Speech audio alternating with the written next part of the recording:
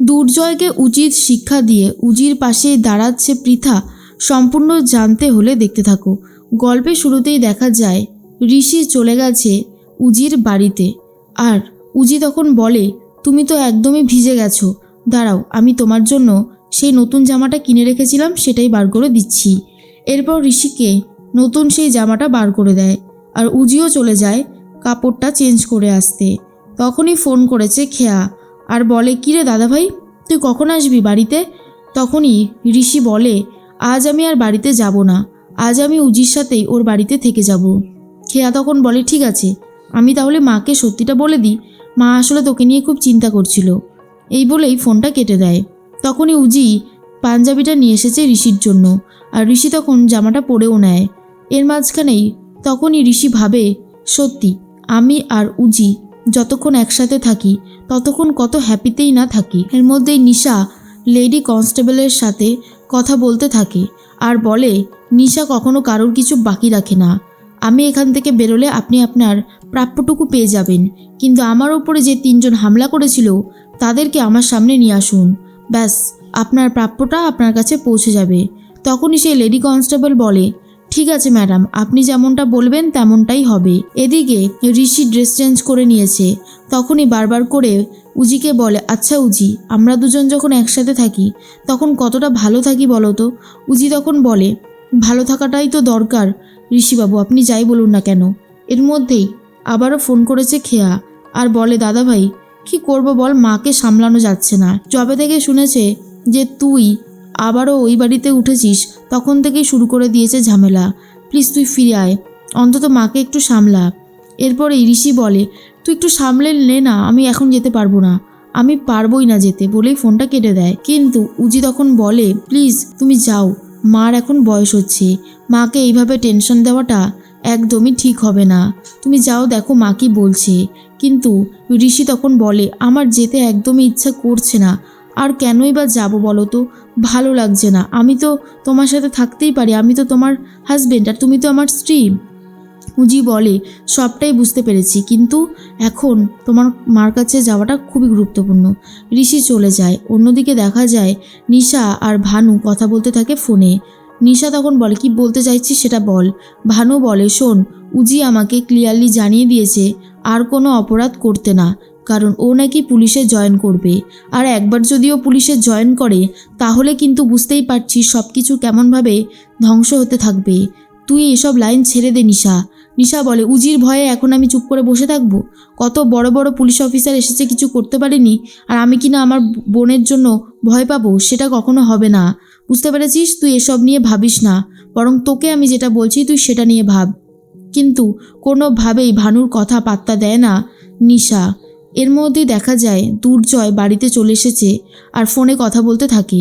তখনই চলে আসে পৃথা আর বলে, আমি জানতাম তুমি এইসবের পিছনে রয়েছো, নিশাকে মারার জন্য তাহলে তুমি লোক পাঠিয়েছিলে, কেন করছো এমনটা?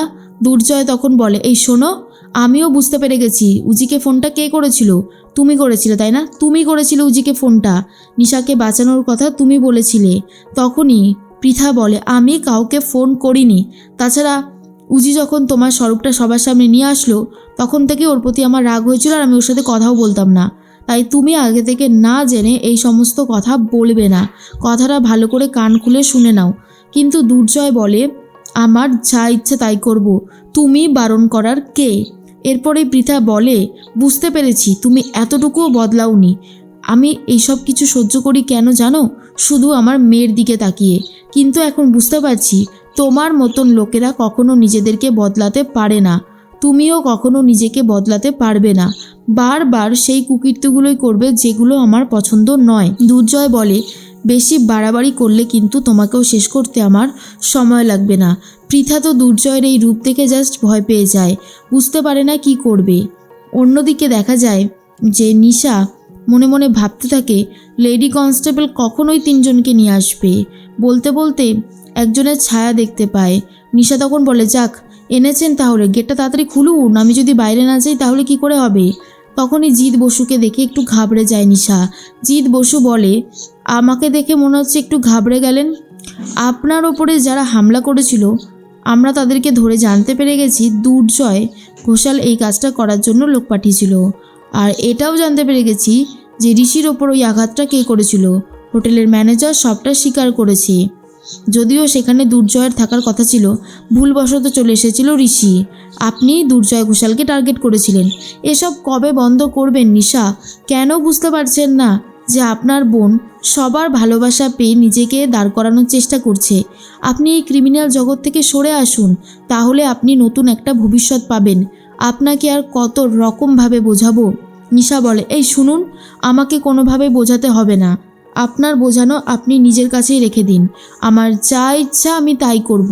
দেখি কেউ আমাকে আটকাতে পারে কি না। তখনই জিৎ বসু বলে, আটকানোর লোক একটু একটু করে বেড়ে উঠছে, আর সে যখন সব কিছু সামলাবে তখন আপনি আর কিছুই করে উঠতে পারবেন না। এই বলেই চলে যায়। অন্যদিকে দেখা যায় যে ঋষি ফিরে এসেছে বাড়িতে। শোভাদেবী বলে, ফিরে আসলি কেন? তুই তোর বউয়ের কাছেই থাকতে পারতিস, আমি আর কে বল?